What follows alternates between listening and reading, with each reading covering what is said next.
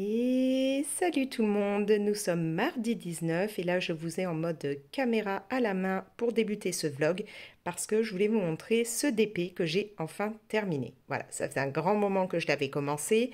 Hier, j'étais pas au top, endométriose, bien douloureuse, enfin voilà, c'était compliqué. Donc au lieu de me mettre à faire du colo, bah, quand j'ai tenu un peu assise, je me suis mise à terminer le DP. Voilà, il est fait.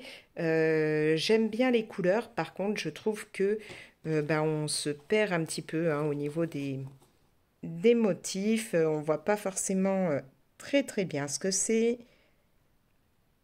Je sais pas si vous voyez, mais voilà, on voit pas. Enfin, je trouve qu'on distingue pas forcément super bien les gâteaux, les fraises, les différentes sucreries. C'est pas évident, mais il est fait. Il est terminé. Vous avez pu voir en début de vlog que j'ai aussi fait du DP avec des petites poupées en porte-clés. Je les ai terminées et du coup je les ai accrochées comme ceci sur mes trousses. Il en manque encore une, hein. Il manque Elsa qui est accrochée sur une autre trousse mais qui n'est pas une trousse en fait de crayon de couleur. Là j'ai vraiment mis ça sur mes grosses trousses de crayon. Comme ça, je trouve que bah, je pourrais plus facilement repérer chaque trousse, notamment bah, pour les deux là hein, qui sont identiques, au moins là avec les poupées, ce sera plus facile pour moi visuellement de repérer. Et j'ai ajouté sur chacune une petite étiquette pour vraiment noter ce qu'il y a dedans. Parce que bah, ça arrive que je demande à mon chéri ou à mes enfants de me sortir une trousse.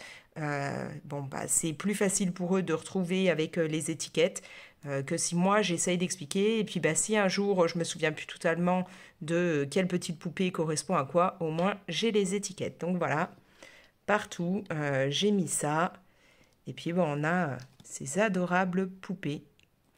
Alors, vous allez me dire que pour cette trousse avec des citrouilles, j'aurais pu du coup mettre Cendrillon, hein, ça aurait pu être logique. Mais bon, la trousse citrouille, dedans, ce sont donc les Lightfast et les Polychromos, comme vous pouvez le voir. Des crayons que j'adore. Vraiment, enfin, ils font partie de mes crayons chouchous. La trousse, je l'aime à fond. Donc, je voulais vraiment mettre une des petites poupées que j'aimais aussi énormément. Et Belle, je la trouve adorable comme ça. Donc, je me suis dit, bon, bah tant pis, ce sera pas Cendrillon avec les citrouilles, ce sera Belle. Mais donc, voilà, là, je les ai faites rapidement. Elles sont donc recto verso. Là, vous avez réponse donc, qui sera sur ma trousse avec les luminances, les quelques color soft que j'ai. Et puis bah, là, il y a aussi des feutres parce qu'il y a mes feutres Tombow dedans. J'en ai pas des millions, mais donc je les ai regroupés là-dedans. Avec la petite fée clochette, on va avoir les Prisma, les Chromaflow, les Lumocolor et les crayons de couleur Posca. Donc ici, bah, comme je vous ai dit, j'ai mes Lightfast et mes Poly. Avec Cendrillon, je vais avoir les Inktense et les Albrecht Dürer. Hein, donc là, ce sont mes aquarellables. Et avec Ariel, je vais avoir du coup, je vais y arriver. Voilà, c'est pas facile en ayant la caméra à la main. Je vais avoir les Artix, que j'ai donc passé en trousse, et les Black Edition. Voilà. Donc comme ça, ce sera pratique et puis je trouve ça sympa, au moins elles me servent. Hein. Bon, le petit truc, c'est que ça colle, parce que les parties là, des visages où on ne met pas de diamant, c'est quand même collant. Donc je ne sais pas si vous voyez, c'est pour ça que je galère un peu, ça reste accroché. Mais bon, voilà, je les ai terminées, je les ai mises et maintenant je n'ai plus qu'à ranger toutes mes trousses.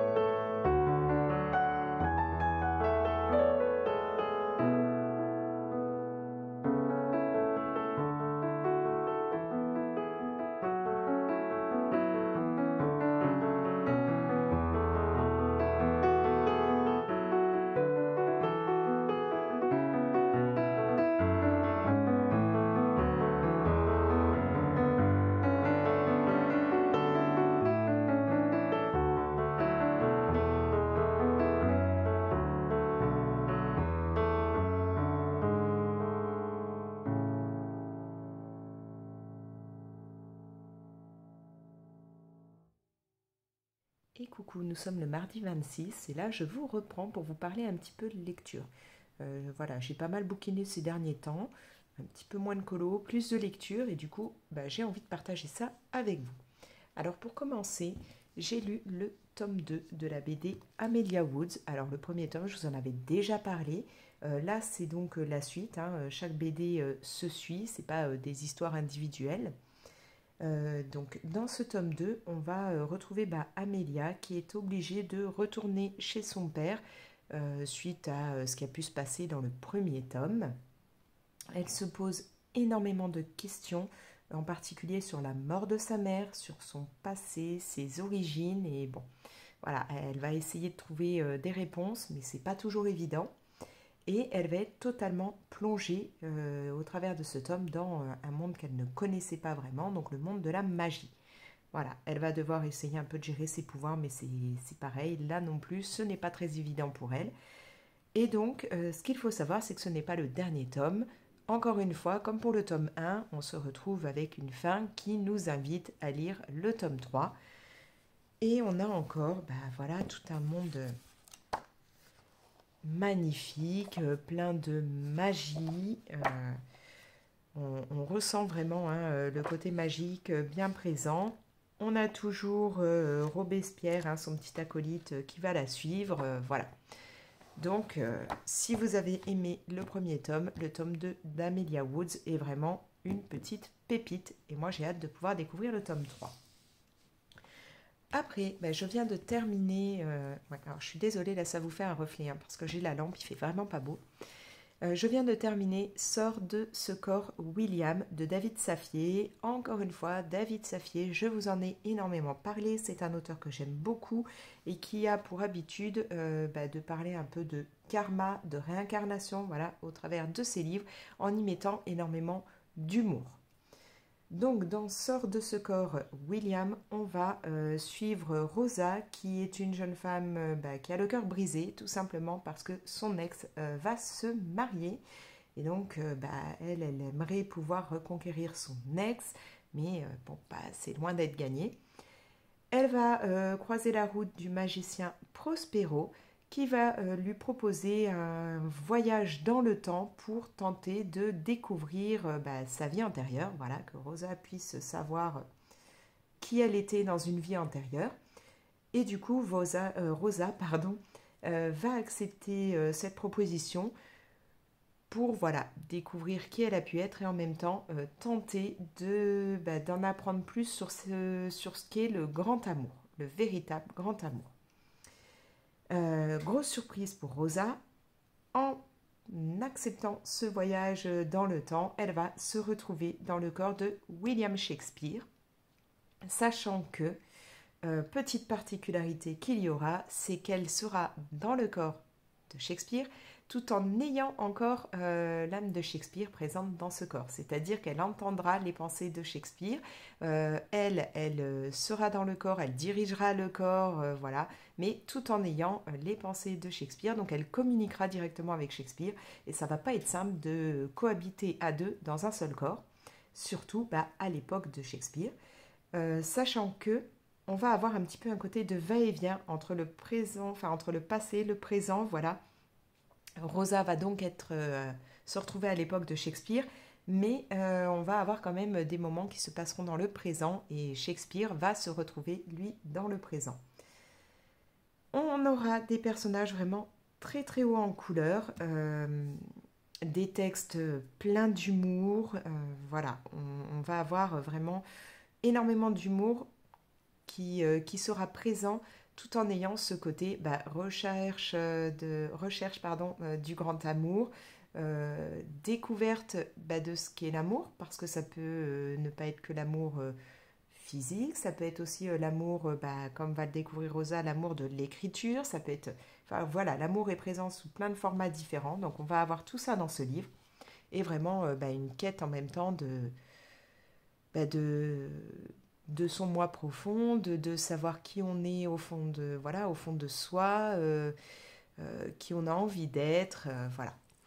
On a des personnages vraiment très attachants et ce qui est très sympa, c'est que donc on aura les pensées, la façon de voir les choses de Rosa, donc quand c'est écrit vraiment d'une façon très droite. Et quand vous avez le texte en italique, ce sera ce que pense et ressent Shakespeare. Donc ça va être vraiment très très intéressant et très très amusant. Moi, je l'ai adoré. J'ai aussi lu un livre que j'avais envie de lire depuis très très longtemps et que j'attendais désespérément de pouvoir trouver à ma bibliothèque. Donc le livre Crookhaven, l'école des voleurs. C'est un premier tome, il faut que je me trouve rapidement le tome 2 parce que j'ai vraiment envie d'avoir la suite de l'histoire. Je pense, j'imagine qu'on va avoir un petit côté au niveau des tomes, un peu comme, comme tous les tomes qu'on a pu avoir d'Harry Potter, hein, puisque là, donc, on va avoir une histoire pareille comme dans Harry Potter, d'école avec différentes années d'études. Et donc, je pense que, voilà, j'imagine que chaque livre va être un peu comme dans Harry Potter. On passera d'une année scolaire à une autre, voilà, pour suivre toute l'histoire. Alors, en gros, ici, dans Crookhaven, on va suivre Gabriel, qui est un jeune qui, il n'a pas beaucoup d'argent, il vit avec sa grand-mère, c'est un peu la galère. Et pour tenter de survivre, il a pris l'habitude de faire les poches. Voilà, il fait les poches des passants, des gens. Il est un as, vraiment l'as des pickpockets. Et du coup, un jour, il va être invité à rejoindre l'école Crookhaven, qui saura apprécier ses talents de pickpocket. C'est une école pour former en fait des voleurs, des escrocs. Mais alors dans un côté cherchant à rétablir l'ordre des choses, hein, à ce que ce ne soit pas toujours les riches et puissants qui s'en sortent. Un petit côté un peu à la Robin des Bois, on va dire. Sachant que là, le but étant, oui, de devenir de super escrocs, de super criminels, mais sans avoir le côté armes, violence, choses comme ça. Donc on va leur apprendre ça dans cette école. On va avoir encore une fois, quand je vous dis un côté proche d'Harry Potter, c'est-à-dire que les cours vont être un peu particuliers. Là, on n'apprend pas le français, les maths, l'histoire géo, mais on apprend voilà l'art de l'escroquerie, le cambriolage, la tromperie. On apprend à faire des faux, à reproduire des tableaux de maître pour les reproduire à la perfection. Enfin voilà tout ce qu'on apprend là-bas. Les profs sont, comme dans HP, très très particuliers. Vraiment, ils ont un côté un peu exubérant, loufoque. Enfin voilà, ils ont chacun un peu un caractère. On va retrouver aussi ce côté, dans HP, on a donc les sangs purs et les sangs de bourbe. Là, on va avoir les méritants et les héritiers. C'est-à-dire que Gabriel, lui, est un méritant. Il ne fait pas partie au départ d'une famille d'escrocs ou de criminels. On l'a invité à venir grâce à ses talents dans cette école. Les héritiers, eux, comme leur nom l'indique, ont déjà des parents, ils sont des descendants en fait d'escrocs. Donc on va avoir un peu ce côté-là, les méritants face aux héritiers. C'est un livre dans lequel on va beaucoup parler de pauvreté, de racisme, tous ces points-là vont être beaucoup abordés. Et moi, j'ai un gros coup de cœur pour les jumeaux. Voilà, il y a des jumeaux, donc ces personnages-là, je les aime énormément. Ils m'ont beaucoup fait penser aux jumeaux, justement, Weasley dans Harry Potter. Ils ont ce côté pareil, bonne humeur comme on peut avoir avec les jumeaux d'HP. Ce côté où ils se chamaillent entre eux, où ils ont tendance à faire un peu des vannes, des choses comme ça. Enfin voilà, moi je les aime énormément, ces jumeaux-là. Et j'ai vraiment adoré l'univers de Crookhaven.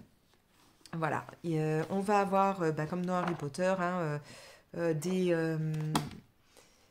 moments avec des côtés un peu challenge, un peu concours et tout.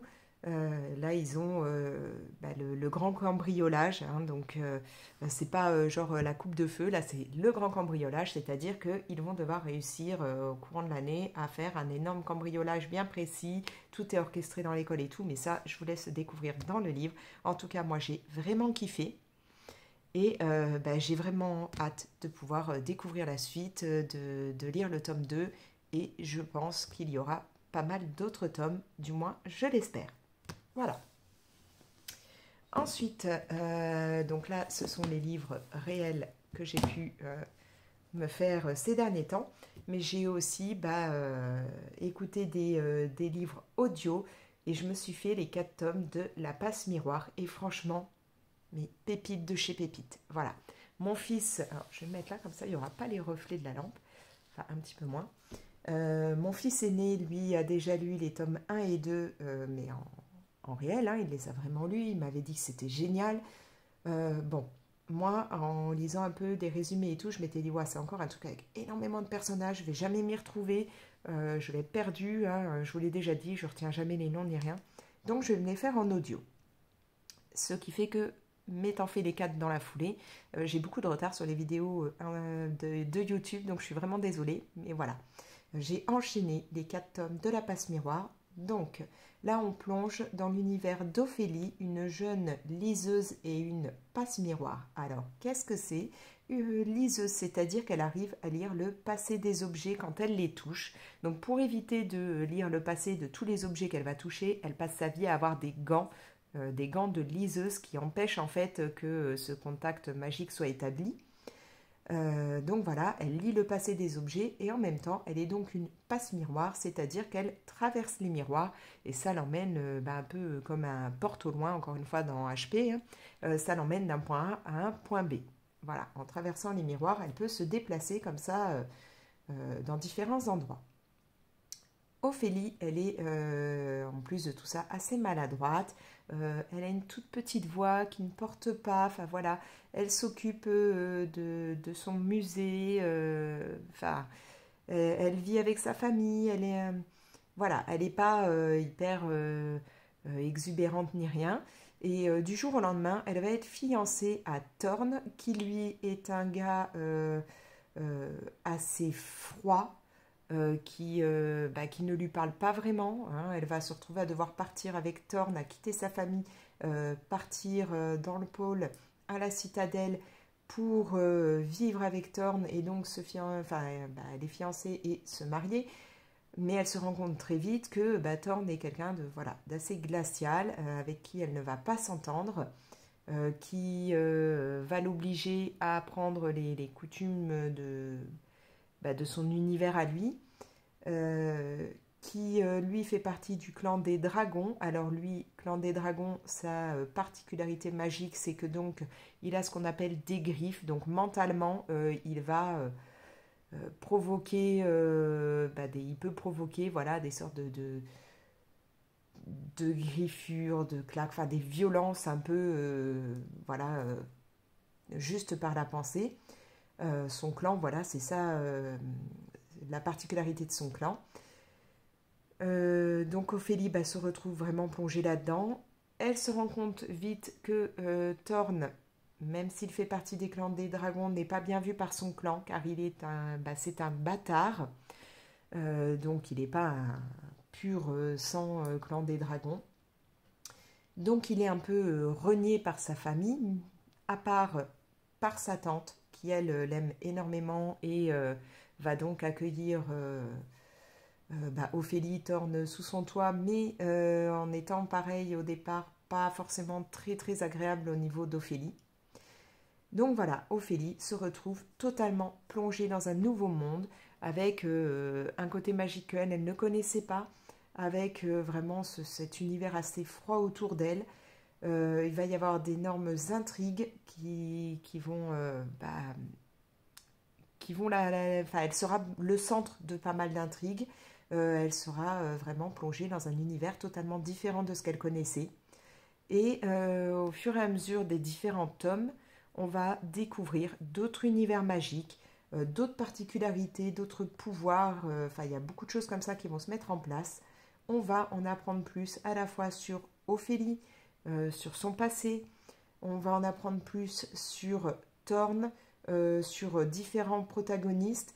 On va avoir un petit côté, je trouve, moi, petit côté limite, moi j'aurais vu ça un petit côté nazi, mais je vais pas vous dire le pourquoi du comment. Je vous laisse découvrir au niveau des tomes, des différents tomes, pourquoi moi j'en suis venue à ce côté-là, pourquoi ça m'a fait penser à ça. On a vraiment pas mal de choses qui se mélangent au travers des différents univers des tomes de la passe miroir, mais c'est vraiment génial. On a, voilà, on a pour moi un côté nazi très présent, un côté Dieu, mythologie, choses comme ça aussi qui se mélangent, tout cet univers magique qui est là, enfin voilà. Et à travers tout ça, Ophélie va grandir, va se construire et nous, on va suivre tout ça pour notre plus grand plaisir. Voilà. Donc vraiment, la passe miroir, génial, j'ai adoré les 4 tomes. Bon, j'aimerais bien qu'il y en ait d'autres, mais je crois que ce n'est pas prévu, donc voilà. Voilà où j'en suis de mes lectures. Et là, j'ai commencé un nouveau livre, mais je ne vous en dis pas plus. Enfin, j'ai commencé un nouveau livre physique et un nouveau livre audio. Voilà. Mais tout ça, je vous en parlerai une autre fois. Je vous reprends pour un tout dernier rush. Là, je suis dans le Mastic Mouse Floral. Donc, j'ai cette illustration à mettre en couleur avec ma copine Johanna. Voilà, elle est venue à la maison. On était censé faire un colo ensemble à ce moment-là, puis en fait on a tellement papoté qu'on ne s'est pas plongé dans un coloriage, mais on a choisi voilà, cette page. Au départ on partait plutôt pour... où est-elle? La page avec le muguet. Est-ce que je vais mettre la main dessus? Je l'ai loupé? Non, voilà. On partait sur cette page au départ, mais comme j'aimerais faire des tests de matériel voilà, dans un colo, je me suis dit que sur celui-là, ce serait plus pratique, j'aurais moyen d'essayer plus de couleurs. Je ne vous parle pas là du matos qu'il faudra que je teste, ce sera dans une autre vidéo. Du coup, je vais déjà faire une base feutre à alcool. Pour ça, j'ai sorti mes feutres Artix, les 66 Oros teinte pastel. Et j'ai aussi sorti ce pack de chez Coloria, donc les 28 feutres à alcool teinte peau que j'ai reçu il y a peu de temps. Et donc avec tout ça, je vais me faire ma base. Je gérerai petit à petit pour après faire le colo au crayon de couleur par-dessus. Et une fois que tout ça se sera fait, j'ai du matériel qu'il faudra donc que je teste. Mais tout ça, je pense que ça va me prendre un petit moment. Ce ne sera pas très rapidement, je pense que j'aurai fait tout ça. Alors, je vais déjà me préparer mes nuanciers, histoire de voir un petit peu tout ce que j'ai. J'ai tellement de choses là, sur ma table que je ne sais même pas où mettre. Voilà, là j'ai le nuancier pour là. Il me faut celui des Artix. Voilà, donc là, j'ai envie vraiment de faire des fleurs de plein de couleurs différentes. Je verrai bien au fur et à mesure. Déjà, je vais faire des roses rouges. J'adore les roses rouges. Donc, pour ça, je vais partir sur quelle couleur pour la base? Je vais peut-être partir dans cela. Ouais, comme j'avais utilisé justement dans un autre colo, je crois que pour du rouge, j'étais partie sur ça, mais là, et encore, je suis pas sûre. Ouais, je vais partir plutôt sur le 500 parce que je ne sais pas si je vais faire un rouge très pétant ou pas. Alors, le 500, c'est celui-ci. Alors, en même temps, je voulais vous prendre, j'ai bien mis comme il faut mes pages, ouais, voilà, j'ai mon brouillon. Je voulais vous prendre parce que j'ai un petit peu regardé sur Amazon ce qu'il pouvait y avoir en prochaine sortie, livres de coloriage, en prochaine sortie ou qui sont déjà sortis, mais voilà, j'ai un peu regardé ce qui pourrait me plaire, sachant que le but n'est pas que je rachète des millions de livres de colo, mais j'avais envie un petit peu voilà, de chercher, de voir ce qu'il y avait d'intéressant. Donc je vais vous partager un petit peu tout ça en même temps que je fais ma base feutre à alcool. Alors pour commencer, là ce sont des livres que j'ai grave envie d'avoir. On va partir dans l'univers Disney de Hachette.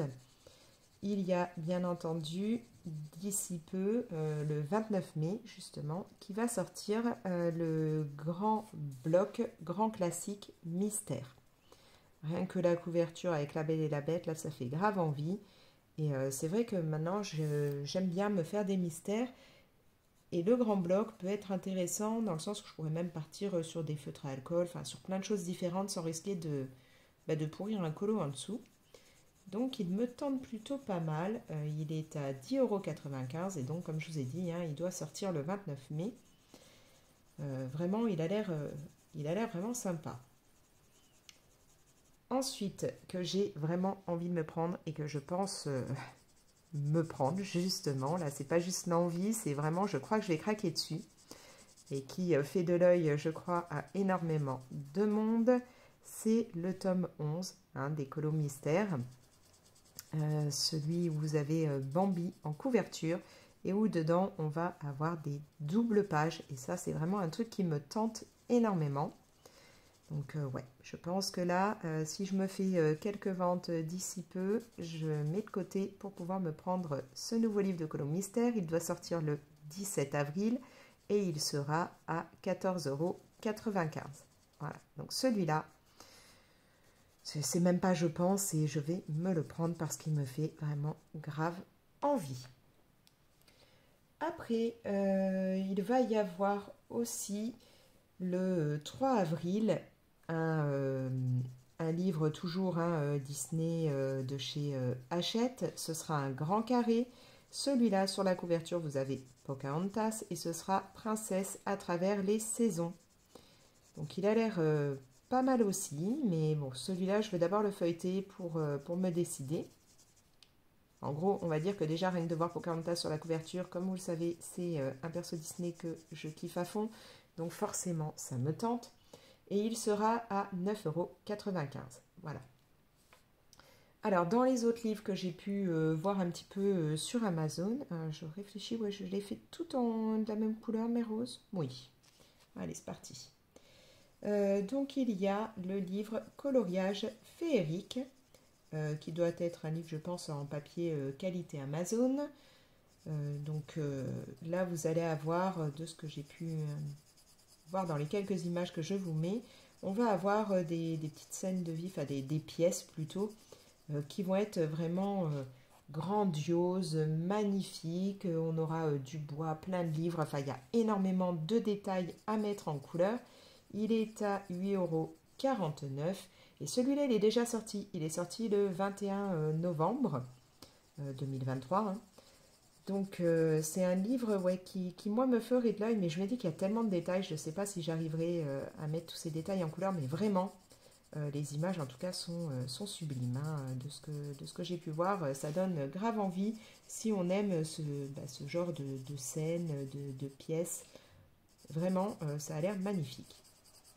Mais bon, je pense celui-là ne pas me le prendre parce que je crains de ne pas vraiment me plonger dedans à cause de tous les détails qu'il peut y avoir. Mais si vous aimez les colos avec plein de détails, celui-là peut être sympa. Après, il y a le Printemps magique des sorcières qui lui est sorti le 7 février à 8,99 €. Et là, vous allez avoir un petit côté sorcière un peu kawaii, toute mignonne. On aura, alors il y a le côté, voilà, sorcière, sorcier, vous avez les personnages autour d'un chaudron, il va y avoir aussi des petits animaux, enfin voilà. Je trouve ça vraiment tout mignon. Donc si on aime les petites sorcières et le côté kawaii, ça peut être très très sympa. Et voilà, il n'est pas très très cher, hein, 8,99 €. Ça peut être cool, mais bon, j'hésite. Je sais pas trop. Si je craque ou pas sur celui-là, c'est vrai que je n'ai pas de livre comme ça avec des petites sorcières et moi j'aime beaucoup ça. Mais je ne sais pas encore. Il y a un livre qui m'a de suite tapé dans l'œil quand je l'ai vu sur Amazon. C'est le livre Troll Coloring. Pourquoi il m'a tapé dans l'œil? Tout simplement parce que moi je collectionne les petits trolls en jouets, vous savez, qu'on avait dans les années 80-90, avec ses cheveux en pétard de toutes les couleurs. Depuis, hein, il y a eu les dessins animés trolls qui sont sortis. Et donc, moi, je les collectionne, ces petits trolls-là. J'en ai même un très grand, très très ancien, qui coûte pas mal et qui fait très peur à ma fille. Mais voilà. Du coup, ça, c'est un livre que je trouve sympa, qui pourrait me plaire, dans le sens où je pourrais vraiment partir dans les couleurs peps comme j'aime, m'éclater au niveau de leurs cheveux. Ouais, peut-être un jour je craquerai. Il est sorti le 16 février et il est à 8,76 €. Après la rose là, est-ce que j'en ai d'autres? Non. Donc après, au niveau du rouge, je pense que ça ira.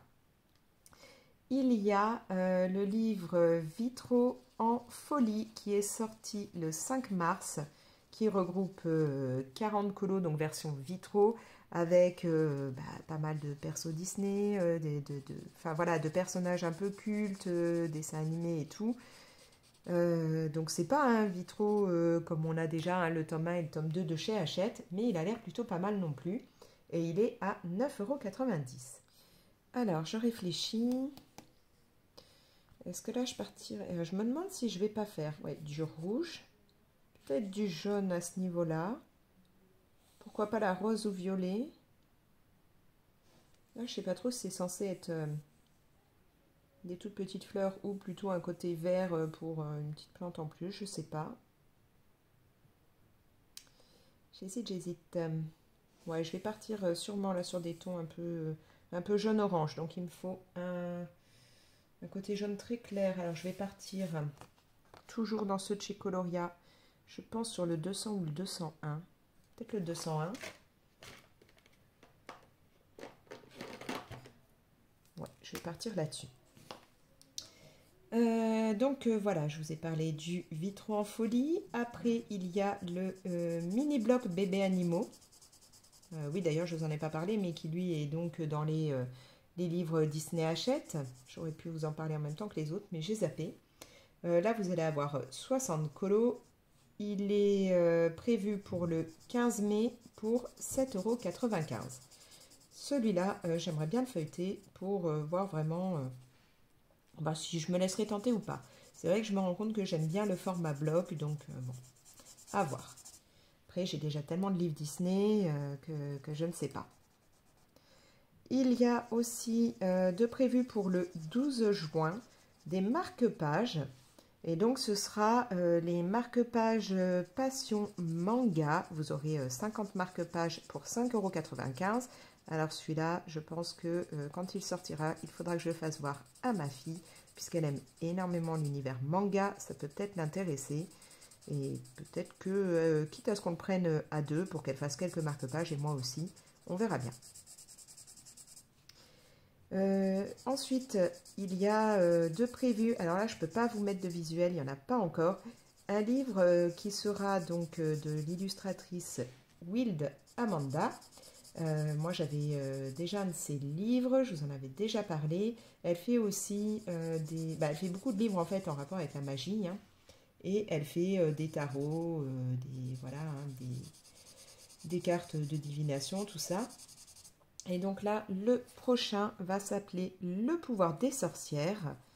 Et il sera prévu pour le 29 mai. Voilà. Il coûtera 14,95 €. Hop, le morceau-là, je suis en train de me demander... Oui, si, hein, ça en fait bien partie. Donc 14,95 €. Et de ce qu'ils en disent au niveau de ce livre, pour le moment, dans le petit résumé, c'est qu'il y aura 40 paysages et créatures à colorier selon un nuancier de couleurs associé à un numéro.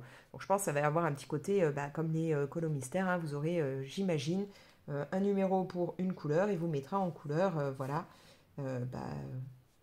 vos créatures et paysages un peu magiques en rapport avec tout ce qui est pouvoir des sorcières. Donc celui-là, j'ai hâte d'avoir un peu plus d'infos dessus, parce que j'aime vraiment bien l'univers d'Amanda Wild. Après, il y a un livre qui a l'air magnifique, ce sera d'ailleurs le dernier dont je vais vous parler. C'est donc le livre Voyage au pays des rêves. Il doit sortir le 5 juin, et franchement, rien que la couverture, ça vend du rêve. Il y aura 40 colos pour 12,90 €. Et donc là, petit résumé qu'on peut découvrir directement sur Amazon, c'est suivez les aventures d'une jeune fille qui entreprend un voyage extraordinaire au pays des rêves afin de pouvoir retrouver le cœur étoilé d'une princesse. Et là, vraiment, c'est un bouquin qui, je pense, va être à la fois tout doux, plein de monde imaginaire, plein de poésie. Enfin, moi, c'est comme ça que je l'imagine. Et vraiment, celui-là, c'est pareil. J'ai hâte la possibilité de le découvrir soit en le feuilletant, hein, si jamais il rentrait directement au magasin, ou au travers de vidéos de personnes qui le prendront de tête pour voir si je me laisserai tenter ou pas. Mais ouais, il m'a l'air vraiment tout doux ce livre. Donc ça peut être super sympa si on aime ce côté rêve, monde imaginaire, voilà. Bref, c'est déjà pas mal au niveau de tout ce que j'ai pu repérer parce que je me dis qu'il va falloir que je résiste pour ne pas craquer sur tout ça. Bon, dans les autres trucs aussi, je sais que là je vais aller, dès qu'il sort, acheter le bloc Disney des petites poupées, des marque-pages petites poupées, là, enfin le bloc, oui, les marque-pages, pas le bloc. Donc Disney petites poupées, qui sort là d'ici peu parce que je veux l'offrir à ma fille pour son anniversaire. Donc celui-là, il faudra que j'aille vite le prendre dès qu'il sort puisque c'est bientôt son anniv. Voilà, voilà. Bref, sur ce, moi je vais continuer ma base et puis je vais vous laisser. Et je vais essayer de faire très très rapidement le montage pour que vous ayez soit la vidéo aujourd'hui, soit peut-être demain. Voilà. Bref, n'hésitez pas à me laisser vos petits commentaires. Voilà, hein. Dites-moi, est-ce que vous allez craquer sur des livres de colo qui vont bientôt sortir? Voilà, racontez-moi tout ça dans les coms. Vous pouvez bien entendu liker et partager la vidéo. Si ce n'est pas encore fait et que ça vous dit, n'hésitez pas à vous abonner, activer la petite cloche pour être prévenu dès que je publie une nouvelle vidéo. Et moi, je vous laisse. Allez, ciao!